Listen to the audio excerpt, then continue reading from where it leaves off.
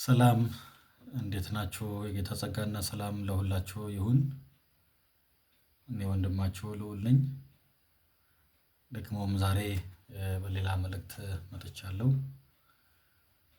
በሚረዳን በሚያግዘን የጌታ ጸጋ ሆነን ደግሞ ለዛሬም ያለው መልእክት ከመንፈስ ቅዱስ ዘንድ እንሰማለን። የጌታ ጸጋና ሰላም ይብዛላችሁ። እንግዲህ ሰሞኑን ስለ ዲስፐንሴሽን ወይንም ስፍረ ዘመናዊ የነገረ መለኮት አስተምህሮ እሱ ላይ ነው ስንነጋገር የቆየ ነው። እንግዲህ ጌታ ብዙ እንደረዳን ብዙ ሀሳቦችን እንደተነጋገርን አስባለሁ። እግዚአብሔር የተባረከ ይሁን። ዛሬም ደግሞ የዚህ የዲስፐንሴሽን መልእክት የሆነውን ደግሞ የእግዚአብሔርን ቃል ከፋፍሎ ስለመረዳት ወይንም የእግዚአብሔርን ቃል ከፋፍሎ ስለማጥናት እንማራለን። የእግዚአብሔርን ቃል በመክፈል ወይንም በመቆራረጥ ወይንም በየብልቱ በማስቀመጥ ለዘመኑ ያለውን መልእክት ለጊዜው ያለውን መልእክት በጥቅሉ የቸርችን መልእክት ከሌላው መልእክት እንድንለይ ስለሚረዳ እዚህም ላይ ጥቂት ሀሳቦችን እናያለን። እግዚአብሔር የተባረከ ይሁን። መነሻ የማደርገው የመጽሐፍ ቅዱስ ክፍል በሁለተኛ ጢሞቴዎስ ምዕራፍ 2 ቁጥር 15 ላይ የእውነትን ቃል በቅንነት የሚናገር የማያሳፍርም ሰራተኛ ሆነ የተፈተነውን ራስህን ለእግዚአብሔር ልታቀርብ ትጋ ይላል። የእውነትን ቃል በቅንነት የሚናገር የማያሳፍርም ሰራተኛ ሆነ የተፈተነውን ራስህን ለእግዚአብሔር ልታቀርብ ትጋ ይላል። ሐዋርያው ጳውሎስ የሁለተኛ ጢሞቴዎስ የጳውሎስ መልእክት እንደ ኑዛዜ ወይንም እንደ መሰናበቻ መልእክት ነው የሚወሰደው።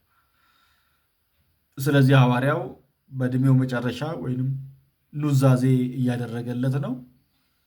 ለጢሞቴዎስ መልእክት እየተናገረ ነው።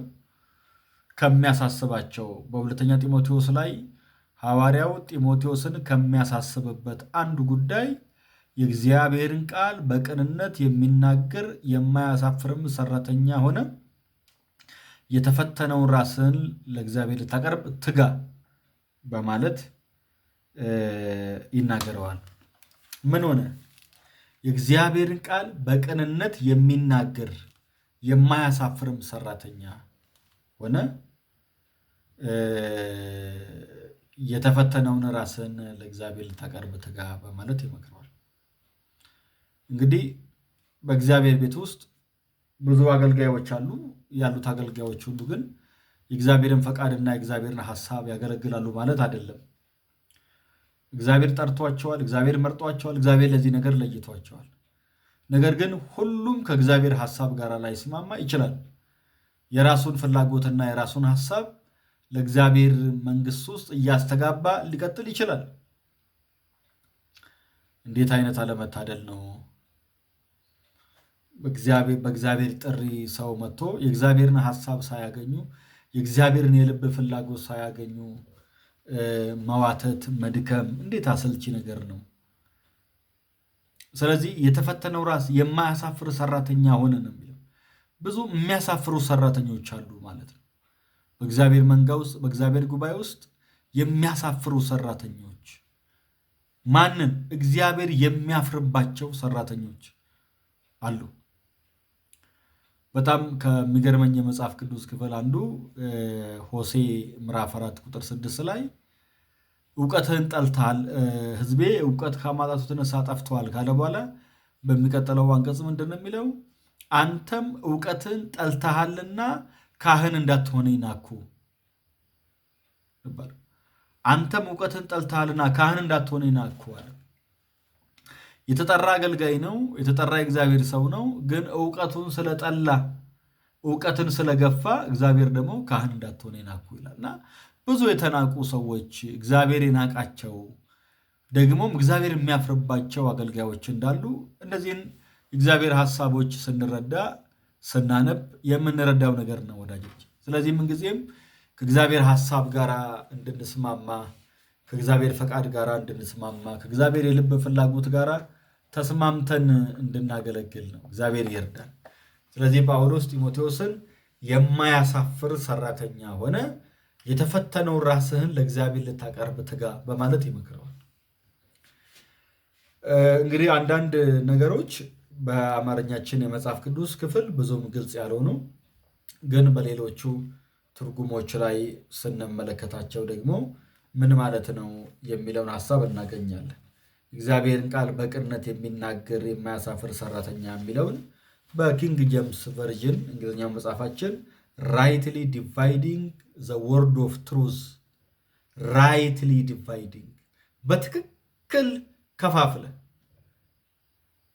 በትክክል ራይትሊ በትክክል ዲቫይድ በማድረግ በመከፋፈል በመለየት ቦታ ቦታ ማስቀመጥ። ልክ አንድ ሰው ከብት አርዶ ቅርጫውን በየብልቱ ቦታ ቦታው ላይ እንደሚያስቀምጥ እንደዛ ራይትሊ ዲቫይዲንግ ዘ ወርድ ኦፍ ትሩዝ፣ እግዚአብሔርን ቃል በትክክል እየከፋፈልክ አስቀምጥ፣ መግብ፣ አስተምር ማለት ነው። ስለዚህ በቅንነት የሚናገር የሚለውም በትክክል ከፍሎ የሚያስተምር በሚል ቃል ነው የተቀመጠው በእንግሊዝኛው። ይህንን በመጀመሪያው ትርጉሞች ላይ ወይ ደግሞ በግሪኩ መከፋፈል የሚለውን ቃል በቅንነት የእውነትን ቃል በቅንነት የሚናገር የማያሳፍርም፣ የእውነትን ቃል በቅንነት የሚናገር የማያሳፍርም ሰራተኛ ሆነ የተፈተነውን ራስን ለእግዚአብሔር ልታቀርብ ትጋ የሚለውን የእውነትን ቃል በቅንነት የሚናገር የሚለውን የእውነትን ቃል የሚከፍል የሚበልት በማለት ነው የተቀመጠው። በግሪኩ ኦርቶቶሚዮ በሚል ቃል ተቀምጧል። ኦርቶቶሚዮ ማለት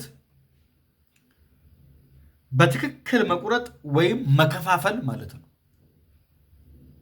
ስለዚህ ጢሞቴዎስን ኦርቶቶሚዮ አድርግ፣ እግዚአብሔር ቃል ሳስተምር ኦርቶቶሚዮ እያደረግክ አስተምር ማለት እየቆረጥክ እየከፋፈልክ አስተምር። ይሄ ለገሌ ይገባዋል፣ ይሄ ለገሌ ይደርሰዋል፣ ይሄ ነው ለገሌ የሚገባው፣ ይሄ ነው የነገሌ መልእክት እያልክ በትክክል ኦርቶቶሚዮ አድርገው። የእግዚአብሔርን ቃል ዝም ብለህ ስብስብ እያደረግ ዝፍዝፍ አታደርግ። ዝም ብለህ አዘርግፍ። መልእክት እየለየ ሐሳብ እየለየ አስቀምጥ ነው የጳውሎስ ምክር ጢሞቴዎስ። ስለዚህ ኦርቶቶሚዮ አድርገው፣ ክፈለው፣ ወይ ደግሞ ቁረጠው፣ እየቆረጥክ በየብልቱ አስቀምጠው ወይንም ከፋፍለው የሚልን ቃል ይጠቀማል። ወዳጆቼ እኛ የእግዚአብሔር ቤት ሰራተኞች፣ የእግዚአብሔር ወንጌል አገልጋዮች፣ የክርስቶስ ወንጌል መስካሪዎች እግዚአብሔር ለዚህ ዘመን የለየውን መልእክት ለይተን ልናውቅ ይገባል። እግዚአብሔር ለዚህ ዘመን ያስቀመጠውን፣ እግዚአብሔር ለዚህ ዘመን ያሉ አማኞች የተናገረውንና ሊናገር ያሰበውን መልእክት በመለየት ከትላንትና ሸክም አላቀን ወደ ዘላለማዊ እረፍት እንዲገቡ ማድረግ የአንድ የዚህ ዘመን አገልጋይ መንፈሳዊ ግዴታ ነው። እግዚአብሔር ይርዳል። ኦርቶቶሚዮ አድርጉ። እግዚአብሔርን ቃል ስታስተምሩ፣ ስታስጠኑ እየከፋፈላችሁ እየቆራረጣችሁ በየብልቱ አስቀምጡት የሚል ነው የዚህ ክፍል። ጥሩ መክፈል እንዴት አድርጌ ልክፈለው? መክፈል ማለት ለነማንና ለነማ ነው የምከፍለው? እሺ መጽሐፉን ከፈልኩኝ፣ ግን አንዱን ብልት ለማ አንዱን ብልት ለማ አንዱን ብልት ለማን ነው የምሰጠው? ለነማን ነው ከፋፍዬ የምሰጠው? ለነማን ነው ቆራርጬ የምሰጠው ካልን ግን ትክክለኛና ጤናማ ጥያቄ ነው። መጽሐፍ ቅዱስ እንዲህ በማለት ይናገራል። የሐዋርያው ጳውሎስ መልእክት በአንደኛ ቆሮንቶስ መልእክቱ ምዕራፍ 10 ቁጥር 32 እና ቁጥር 33 ላይ እንደዚህ ይላል። ለአይሁድ ለግሪክ ሰዎች ለእግዚአብሔርን ቤተክርስቲያን ማሰናከያ አትሆኑ ይላል። ለነማ? ለአይሁድ ለግሪክ ሰዎች ለእግዚአብሔር ቤተክርስቲያን ሶስት ናቸው። አይሁድ አሉ፣ ግሪኮች አሉ፣ የእግዚአብሔር ቤተክርስቲያን አለች። ስለዚህ መጽሐፍ ቅዱሳችንን የምንበልተው ለነዚህ ለሶስት ማህበረሰቦች ነው። ማህበረሰብ ናቸው፣ በነገራችን ላይ ግለሰቦች አይደሉም፣ ማህበረሰቦች ናቸው፣ ቡድን ናቸው። አይሁድ በአብርሃም መጠራት ምክንያት የተመሰረቱት የአብርሃም ዘሮች እስራኤላውያን አሁንም አለች እንደ ሀገር፣ እነዚህን ሰዎች የሚያመለክት ነው ለአይሁድ ሲል። የግሪክ ሰዎች ደግሞ በጥቅሉ የግሪክ የሚለው ቃል የሚወክለው ግሪኮችን ብቻ ሳይሆን አጠቃላይ አህዛብን ወይ ደግሞ ከእስራኤል ከአይሁድ ማህበረሰብ ውጭ ያለውን ህዝብ መጥራት ሲፈልግ መጽሐፍ ግሪኮች፣ ግሪካውያን በማለት ይጠቀማል። ስለዚህ ግሪክ የሚለው ቃል ግሪኮችን ብቻ ሳይሆን ከአይሁድ ውጭ ያለውን ማህበረሰብ በሙሉ የሚመለከት ነው። ስለዚህ አንደኛ ለአይሁድ፣ ሁለተኛ ለግሪክ ሰዎች፣ ሶስተኛ ደግሞ ለእግዚአብሔር ቤተክርስቲያን ይላል። የእግዚአብሔር ቤተክርስቲያን ደግሞ ኤፌሶን ምዕራፍ 2 ቁጥር 14 ጀምሮ እንደተመዘገበው ከሁለት አካል አንድን አዲስ ሰው ለራሱ ፈጥሮ ይላል አይደለም። ከሁለት አካል ከማ ከአይሁድና ከአህዛብ መካከል የወጡ ነገር ግን አይሁድም አህዛብም ያልሆኑ በክርስቶስ አዲስ ፍጥረት የሆኑ ኢየሱስን አምነው የዳኑና የጸደቁ ሰዎች እነሱ የእግዚአብሔር ቤተክርስቲያን ናቸው።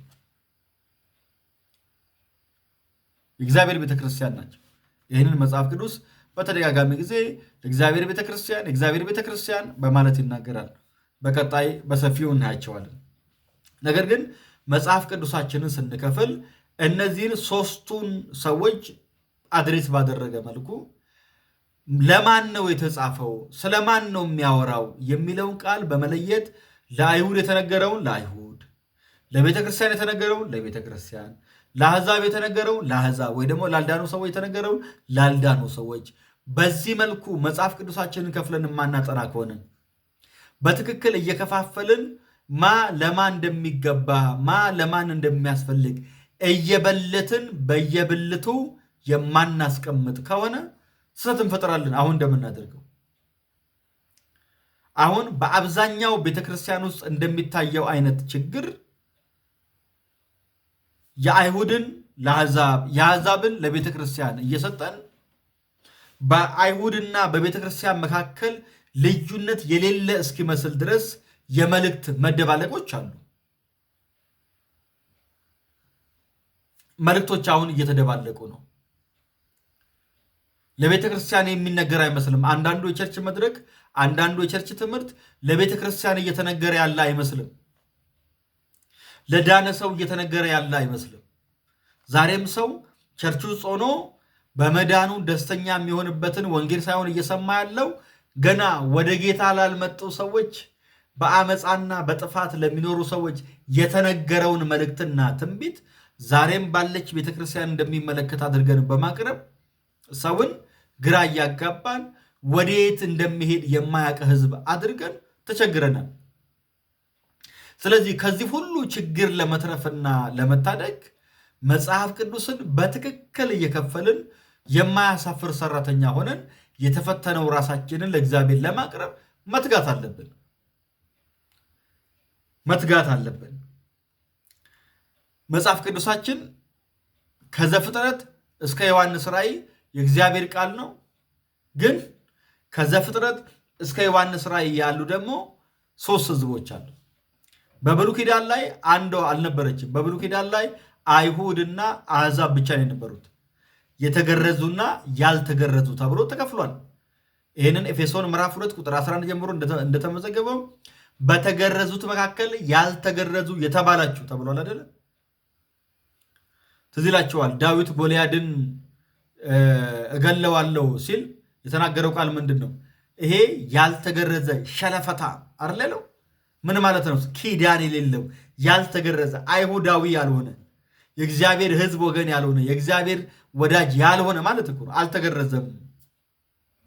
ስለዚህ ሐዋርያው በተገረዙት መካከል ያልተገረዙ የተባላችሁ በማለት አይሁድን ይናገራል። ስለዚህ በብሉይ ኪዳን የተገረዙና ያልተገረዙ አይሁድና አሕዛብ፣ እስራኤልና አሕዛብ፣ የእግዚአብሔር ወገን የሆኑና የእግዚአብሔር ወገን ያልሆኑ፣ ሕግ ያላቸውና ሕግ የሌላቸው በዚህ ተብለው አይሁድና አሕዛብ በብሉይ ኪዳን ቅዱሳት መጽሐፍት ውስጥ በተለይም ከዘፍጥረት ምዕራፍ 12 በኋላ ወይንም ደግሞ ከአብርሃም መገረዝ በኋላ የዓለም ሕዝብ ለሁለት የተከፈለ ነው።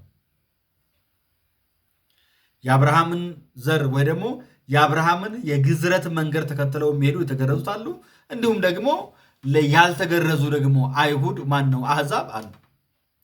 ስለዚህ በብሉይ ኪዳን ሁለት ሕዝቦች ነበር የነበሩት። ዛሬ በአዲስ ኪዳን ደግሞ ሐዋርያው ጳውሎስ በኤፌሶን ምዕራፍ 3 ላይ እንደነገረን ለቀደሙት ነቢያትና አባቶች ወይ ደግሞ ለቀደመው ትውልድ ግልጽ ያልሆነችው ቤተክርስቲያን ሐዋርያው ለእኔ ተገለጠልኝ የሚላት የክርስቶስ ቤተክርስቲያን እሷ ደግሞ በአዲሱ ኪዳን በክርስቶስ ሞት ምክንያት የተወለደች በክርስቶስ ሞት ምክንያት የተገለጠች የብሉይ ኪዳን ነቢያት እንኳን የብሉይ ኪዳን አባቶች እንኳን ያልጠበቋት፣ ያልገመቷት፣ ያላሰቧት ቤተክርስቲያን በአዲስ ኪዳን ላይ ተጨምራ 3 ሆኗል ማለት ነው።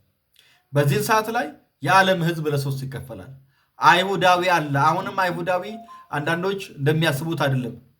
እስራኤል የጠፋች ከዚህ በኋላ ተስፋ የሌላት ቤተክርስቲያን እስራኤልን ተከታ የምትኖር አድርገው ያስባሉ። ግን እስራኤል የምትባል ሀገር አለች። በተምሳሌ ሳይሆን በአካል አለች። ወደፊትም ያልተፈጸሙ ተስፋዎቿን ሊፈጽም መሲሁ ኢየሱስ ክርስቶስ ይመጣል። ስለዚህ የዓለም ሕዝብ አይሁድ ለብቻው ነው የሚታየው፣ እስራኤላዊ ለብቻው ነው የሚታየው። ስለ አባቶች ተወዳጆች ናቸው፣ ስለ ወንጌል ግን ጠላቶች ናቸው ተብለዋል። ዛሬም ቢሆን ስለ አብርሃም፣ ስለ ይስሐቅ፣ ስለ ያዕቆብ ሲባል ይሄ ሕዝብ በእግዚአብሔር ዘንድ የተወደደ መሆኑ መዘንጋት የለብንም። እግዚአብሔር የሚወዳቸው ናቸው። እግዚአብሔር አልጠላቸውም። እግዚአብሔር ይወዳቸዋል። ስለነማ ስለ አባቶች ዛሬም ተወዳጆች ናቸው። ግን ችግሩ ምንድን ነው? በወንጌል ምክንያት ደግሞ ለእግዚአብሔር ጠላቶች ናቸው፣ ለእኛ ጠላቶች ሆነዋል። በምን?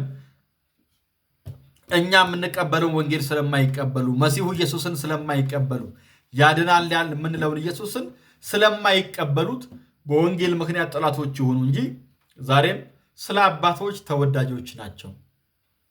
ሁለተኛው ደግሞ አይሁድ አሕዛብ አለ። አይሁዳዊ ያልሆነ እስራኤልን ጨምሮ አውሮፓን ጨምሮ አፍሪካን ጨምሮ መካከለኛው ምስራቅን ጨምሮ እነዚህን ሁሉ ጨምሮ ከአይሁድ ውጭ ያለ ማህበረሰብ ስለሆነ አሕዛብ ይባላል። ሶስተኛዋ ግን ከአይሁድ ቀድሞ አይሁድ የነበረ ወይንም ቀድሞ አሕዛብ የነበሩ አሁን ግን ወደ ክርስቶስ መጥተው በክርስቶስ አዲስ ፍጥረት ሆነው የተቋቋሙ ሌላ አዲስ ማህበረሰብ፣ ሌላ አዲስ ማንነት፣ ሌላ አዲስ ሕዝብ ተፈጥሯል። እሱም የክርስቶስ አካል ናት። በሌላ ነገር የእግዚአብሔር ቤተክርስቲያን ተብላለች። እዚህ እግዚአብሔር ቤተክርስቲያን አለ። ስለዚህ መጽሐፍ ቅዱሳችንን ስናነብ ለእነዚህ 3ቱ ማህበረሰቦች አድሬስ እያደረግን ነው። የአይሁድን ለአይሁድ፣ የአሕዛብን ለአሕዛብ፣ የቸርችን ለቸርች እያደረግን እየከፋፈልን ማጥናት እየከፋፈልን ማስተማር ይገባል። እየከፋፈልን የማናጠናና እየከፋፈልን የማናስተምር ከሆነ ዛሬም እኛም ግራ ተጋብተን የሚከተለንምና የሚሰማንንም ሕዝብ ግራ እያጋባን እየሄድን ሌላ ጥፋትና ማሰናከያ እንዳናመጣ